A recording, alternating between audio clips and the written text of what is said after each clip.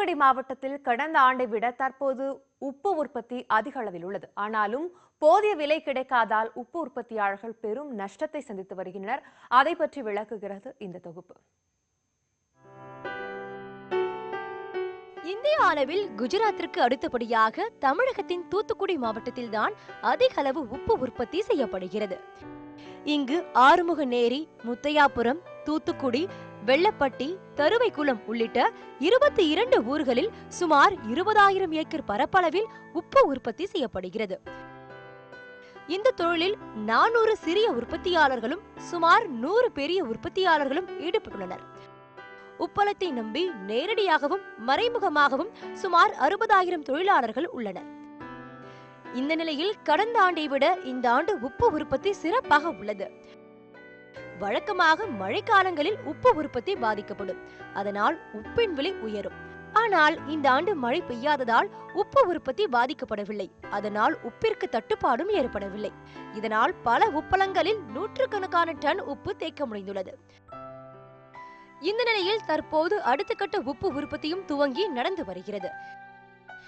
ஏற்கனவே விலையில்லாமல் உப்பு தேங்கியுள்ள நிலையில் தற்போது உற்பத்தி செய்வது அவசியமா என்ற கோணத்தில் பல உப்பு உற்பத்தியாளர்கள் வாரத்தில் 6 நாட்கள் நடக்கும் வேலையை 3 நாட்களாக குறைத்துள்ளனர்.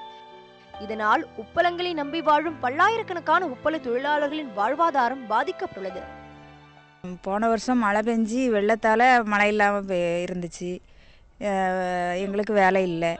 இந்த வருஷம் மழை இல்லாமல் வேலை, இந்த உப்பு விலை போகாமல் இருக்குது. உப்பு விலை போனால் தான் எங்களுக்கு வேலை, அடுத்து உப்பு உற்பத்தியாகி போடுறதுக்கு இடம் இருக்கும், வேலையும் கொடுப்பாங்க.